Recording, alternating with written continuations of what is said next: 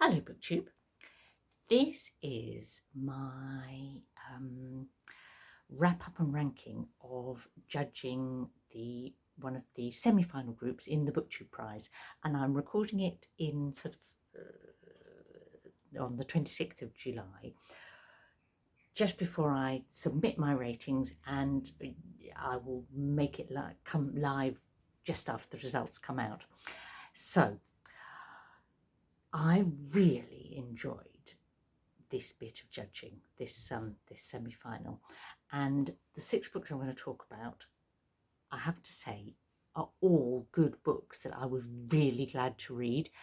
And because I'm now going to rank them from 6th to 1st, the process of doing that and justifying why one is 6th or 5th or 4th, it is going to mean that, you know, I say negative things about the books to give the impression that perhaps I didn't enjoy them. And so it's really important to say up front that these were all 6 worthwhile reads, really good, interesting books that are going to sort of stick in my mind.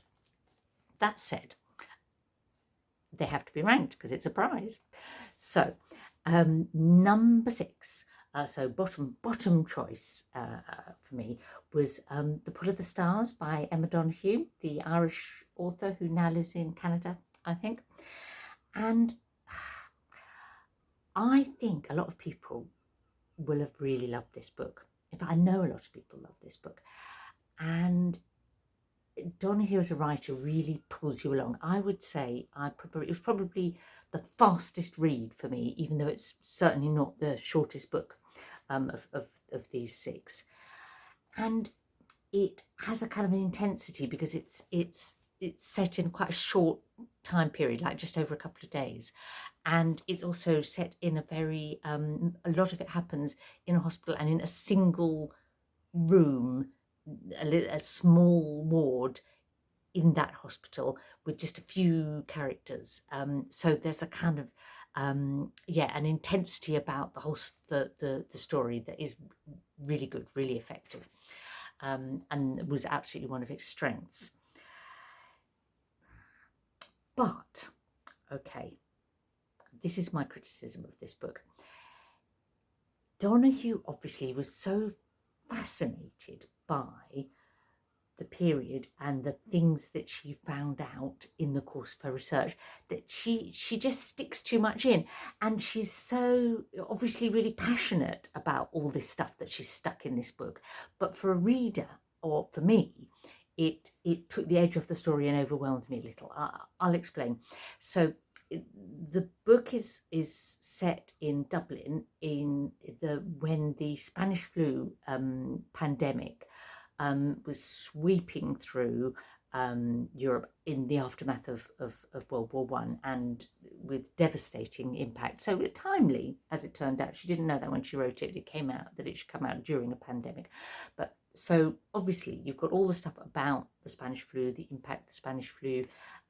It's the main protagonist is a nurse.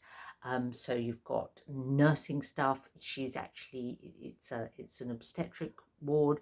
She's looking after pregnant women with the flu. So there's a whole load of stuff about childbirth and midwifery, like kind of graphic detail. Or some people, I suppose the trigger warning for this book is it goes into really graphic detail about difficult childbirth.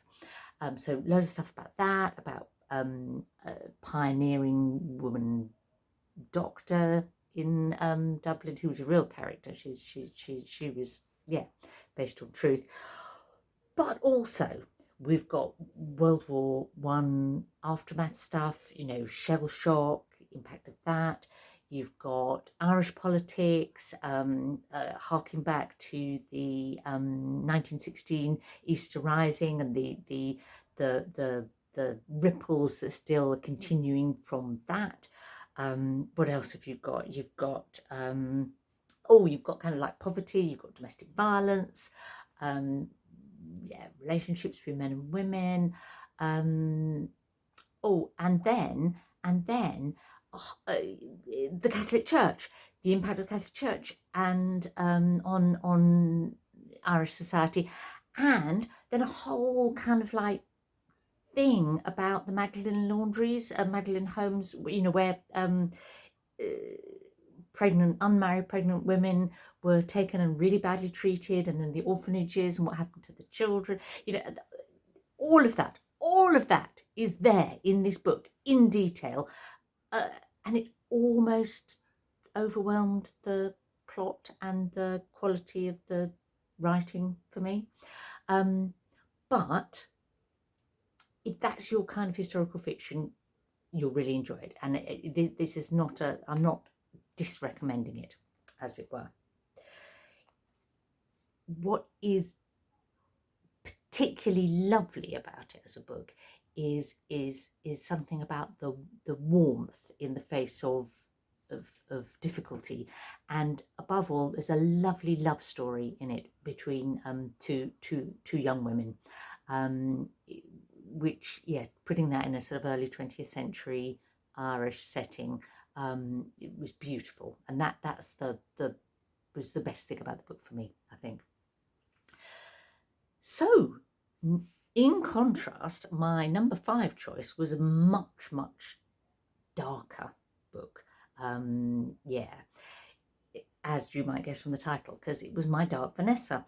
Now, which is by Kate Russell, youngish American author, and this book is about the relationship between a 15-year-old schoolgirl and her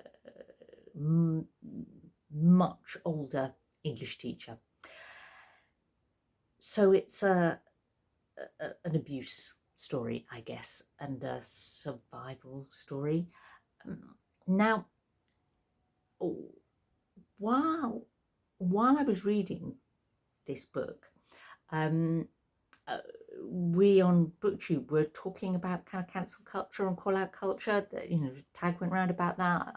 I did it, and so it's interesting to reflect what happened to Kate Russell when this book first came out, because she was accused by another author, Wendy Ortiz, of plagiarizing this schoolgirl teacher grooming story from Ortiz's memoir about her experience along those lines.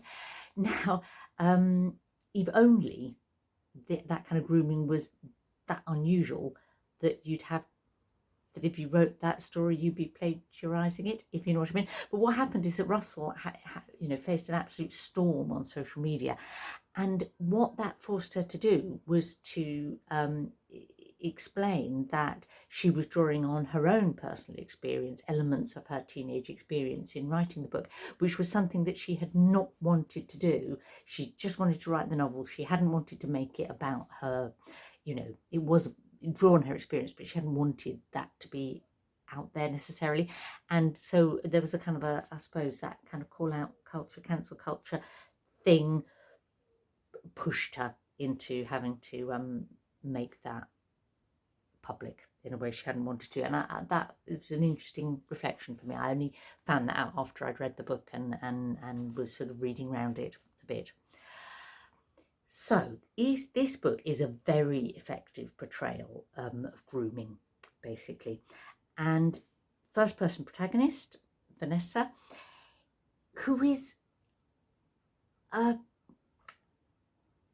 intelligently written, not particularly likable main character. And what I mean by that is that it's like Russell has deliberately chosen to make her not a good victim. Do you know what I mean? She the way she sustains herself, and this is very believable, is by seeing what happened to her as a love affair rather than abuse, long after it should have been obvious to her that wasn't the case. And so that was the interesting psychological kind of content of the book, I suppose. It also draws very much on sort of her love of literature, and the fact that this English teacher, Strain was his name, is a complex character in that he is an abuser. He's a serial, he turns out to have been a serial groomer and abuser of his pupils, but he is also a very good English teacher who opens her mind to literature, but also then pollutes it by using Nabokov, for example, to sort of as part of his grooming technique. Yeah, he's yeah, the whole book avoids being too neat and predictable, and is very well written. I didn't absolutely love it though, and I think the reason for that, I think I would have liked it more if I hadn't read a couple of years ago a book called Putney by Sofka Zinoviev, which covers some of the same ground, I think, better. I mean, it's hard, you know, I think it was about 2018 I read that, and, you know, but it meant that, well, this is going to sound awful, that there were moments in My Dark Vanessa when I was almost bored. Like, it sounds awful to say about a book that's about, you know, about grooming, you know, to say it didn't give me that many new things to think about. But I guess it obviously didn't, because, yeah, and I would probably recommend Putney higher than My Dark Vanessa, but if you're not, but you could read either and find them, yeah, fascinating. And yeah, it's a good book. It's a good book. That's the point. Number 4, going upwards, was The Vanishing Half by Britt Bennett, another American author. Now, this is a book that it's about passing for white, and I've heard it unfavourably compared with Nella Larson's Passing, which she wrote in 1929. And I have to say, you know, I think that's true, that Larson is a better book. But at the same time, I feel that's a little unfair, in that, you know, Britt Bennett has obviously read Nella Larson's Passing and is deliberately like referencing it in effect, and looking at how in the sort of, that was the 1920s, and then she's setting her book sort of, well, the twins are born in 1938, the two main characters. So it's a kind of like an updating and really looking at how little had changed. So when they're young adults in the 1950s, that's when it's sort of, the book bounces back and forth between the 1950s basically and the 1980s. So the 1950s, when the twins are young adults and one of them elects to kind of disappear in effect, because she gets the opportunity to pass as white. And so it's I suppose it's making clear that the level of racism and the advantage of being white was still so high in the 1950s that one could still make that, there'd still be reasons for making that choice. And so, no, wouldn't sort of downplay this book because Nella Larson wrote Passing, even though I would say I think Passing is perhaps a slightly more interesting book. I like the structure. I like the way it went between the 50s and the 1980s, because in the 1980s you've got the twins are kind of middle-aged, but also you're looking at their children and their children's developing understanding of what their two mothers have done and how they come to terms with that or don't. And putting it over that length of time, I guess, having those two time periods gives the opportunity to really look at what it does to the twin who decides to pass for white, to have to live that lie and that fear of being discovered through her life, how that damages her and then damages her daughter. Another thing that was really interesting for me in this book was I suppose getting the understanding of what I think is called colorism.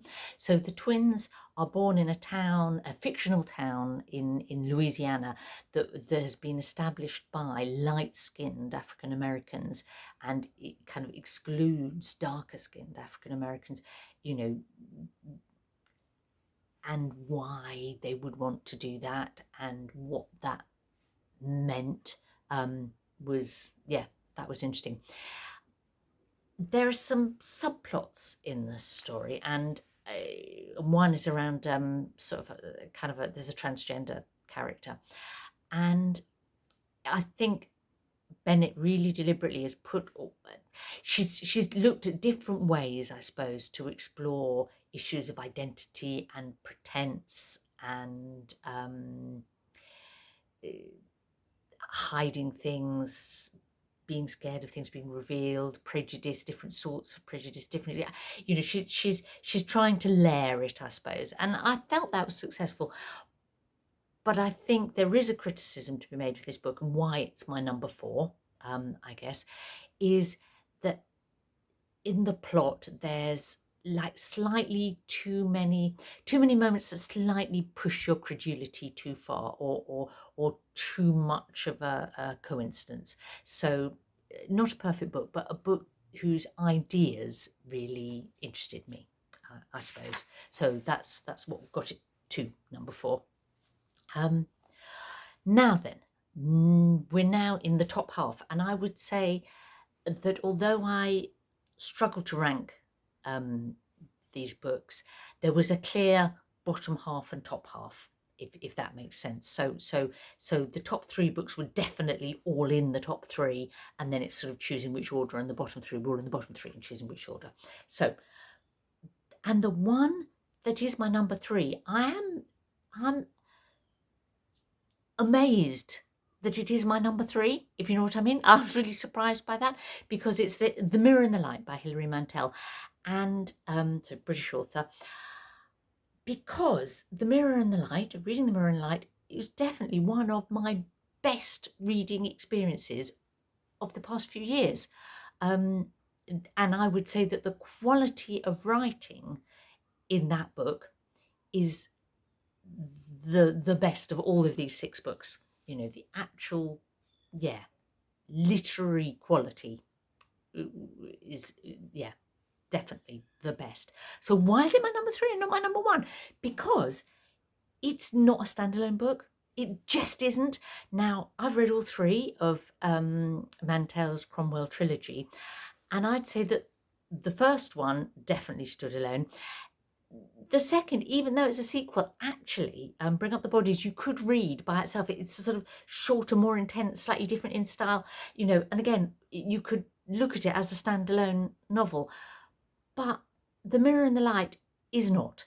It's not. You will only really enjoy The Mirror and the Light as a book if you have read the other 2.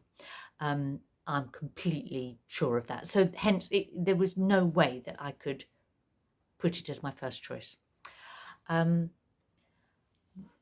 said that, I just need to stop and enthuse about it for a bit, because I love this book and I love Mantel and I've loved the whole trilogy. And I know not everyone has got on with them. I revel in the total immersion that she gives you. And she, yes, there's a lot of characters, and yes, half of them are called Thomas, but who cares? Just make the effort, pay attention, because the rewards are enormous to if you give this book it's your full attention. It's about so many things, and you will I suppose reading a book like The Mirror and the Light makes you realise what Emma Donoghue gets wrong in The Pull of the Stars, even though that's a good book. In that you don't think about Mantel's research that she did for this book, because she's done that immaculately, but then she writes as if you're there. You just live it. You're not thinking, how interesting that she obviously read up about, I don't know, midwifery practices in the 1910s and stuck those in. No, it's just like this is just life in Tudor England. And it's not a perfect structure, though. I think it probably should have been 2 books. I think she was in a place where she'd promised that she would wrap this thing up in a 3rd book.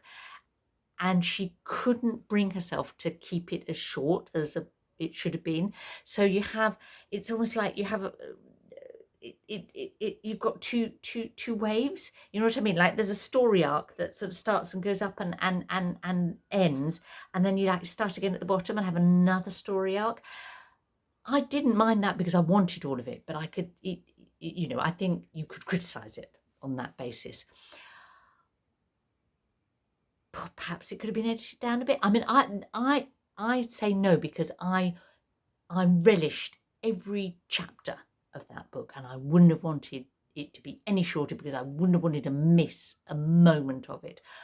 But you know, if you were looking at it in purely sort of literary terms, maybe should have been trimmed down. But the final section of that book, the bit leading up to and the moment of Thomas Cromwell's execution, and that's not a spoiler because, you know, it's history, it's some of the finest writing that I've read, yeah, for years. So but still number 3. Yeah. So what were my number 2 and my number 1? Well, when I tell you my number 2, then you'll sort of perhaps know what the number 1 is if you know what was in the group. My number 2 was A Paragon by Colin McCann, so Irish author now living in America. Now, I've got to talk about kind of cancel and call out culture again here, because when this book came out, I would have naturally read it because I'd read his Let the Great World Spin, which I really enjoyed, really admired as a book. Thought it was a very clever and fascinating book. And the content of Paragon, very appealing to me. But at the point when it was published, McCann was accused of sexual assault by another woman, a woman writer, another writer. Now, I don't know that these allegations have been proved, but they were certainly enough for me to have hung back from choosing to buy and read this book when it came out. Having said that, once it was in my BookTubePrize group, I wasn't going to not read it for that reason. And if I put that thought that he may have been guilty of sexual assault to one side, I thought this book was absolutely extraordinary. A really exceptional book. Possibly not really a novel. I mean, it's a novel like Sebald writes novels. You know, it's sort of, you know, it's a novel that stretches the definition of what is a work of fiction. The reason being is it's based around 2 real men. I'm going to find their names because we should name them. So Rami Elhanan and Bassam. Oh, I've written this down really badly, so I can't read my own handwriting.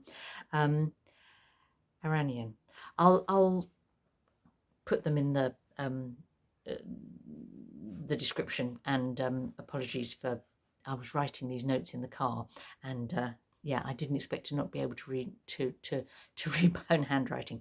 So, but 2 real men, one Israeli, one Palestinian, and who both tragically have lost daughters in the conflict between their two nations, and who have chosen to draw on that experience to speak about that experience in the hope of moving things towards peace, towards the ending of that conflict, without thinking that that's going to readily happen, but feeling that their testimony matters, and then how they've come to understand each other's humanity and want Israelis and Palestinians and the rest of the world to understand each other's humanity. So that is the basis for this book. Now, that threw up another question, I think, that people have asked about this book, which is this McCann's story to tell? You know, should we be reading a book by an Israeli or a Palestinian or both to understand? Well, yes, of course we should be reading those voices, but I think that he is entitled to write this book. I think we know that both both the men involved gave him their, not just their permission, but their approval, and were involved in the writing of the book. And McCann is Irish, and the Irish have their own history of oppression and conflict and a sort of a violent and long-standing conflict, and then a peace process that I think means he coming from that background, coming to this story, he brings an understanding and experience which is valid. So no, I don't think that it's not okay that he wrote this book, if that makes sense. What can I tell you about the book itself? The structure. I love the structure of this book. So it's told in 1001 stories, 1001 sections. But obviously, and that's deliberately, you know, drawing on the 1001 Nights stories. And if you think those were stories told to avert death. And so there's a sort of a symbolic meaning to choosing that. And you have sort of 500 that, like, it counts up. And then the center of the book is the actual testimony, the actual words of these two fathers. And then it counts down from those. It's all kind of centered around one day when they met to speak, as they do, you know, to give their kind of stories, as I say, as part of this sort of mission that they have. And so that's compressed, but then each little bit diverges into so many different facts, stories, bits from their life. You gradually, you know, get the story of their lives and their daughters' lives and their wives and their, you know, their what's happened to them before, what happened to them since. But you also you read about birds and migration. So many different elements, I suppose. I found that very rich, very satisfying, and the book is very moving. I was very moved. It made me angry and also just a little bit hopeful. But something stopped me from choosing this as my number one choice, and I think that is that I couldn't entirely put out of my head the whole McCann the writer, which is wrong perhaps, and perhaps I should have chosen it as my top choice, but something held me back from that. That's the honest answer. So my number one top ranked book of the six is Hamnet by Maggie O'Farrell, another Irish writer, although now living in Britain and has done for years. And, you know, it's unfair to this brilliant novel to say that it's my number one by default, but it kind of is, I suppose, because I couldn't choose a Mirror in the Light or a Paragon. But no, it is a a wonderful novel that I originally read pretty much when it first came out, and has stayed with me in my head ever since. And obviously I revisited it for the purposes of judging now. It's yes, it's a deeply satisfying book, very well structured. I felt no wasted time, no wasted um, themes in this book, even though it kind of tells you someone's life story. It kind of moves through time, through incidents and moments of high drama. So what does this book do? It takes Anne Hathaway, Shakespeare's wife, and restores her to centre stage, in and uses that to look at marriage, to look beautifully at grief and loss, to look at parenthood. And she is the centre of the book, as are her two children, or no, two of her children, Hamlet and Susanna.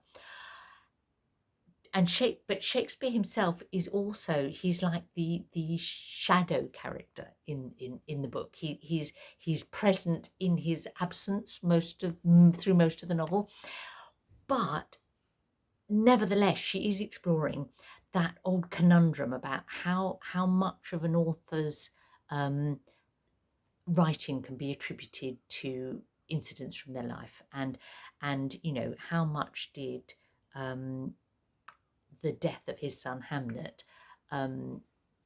play into ultimately him writing Hamlet, because Hamlet and Hamlet were essentially the same name. So he used his dead son's name for one of his major hero protagonists, as it were, for one of his great works. This is historical fiction again. Total immersion. Lots of detail, without feeling, without the research being on show. You get the smells and the feelings. You're there. You're there in Tudor Stratford upon Avon, and I like that. That's something I really appreciate. The language I found, if you're going to write a book that is kind of about Shakespeare, that's a bit of a hostage to fortune, isn't it? And she pulls it off. There's something, a sort of hint of the 16th century about the language without it becoming sort of cod Shakespeare. And, she's got a lovely, lovely turn of phrase, and a lovely way of constructing a sentence and a paragraph and a chapter. So a worthy number one, and but all of the top three were very special books, I thought. And my bottom three were all good, interesting books, and I would happily recommend reading any of these six that appeals to you. And thank you, Robert, for organising the BookTubePrize as ever. And roll on the finals.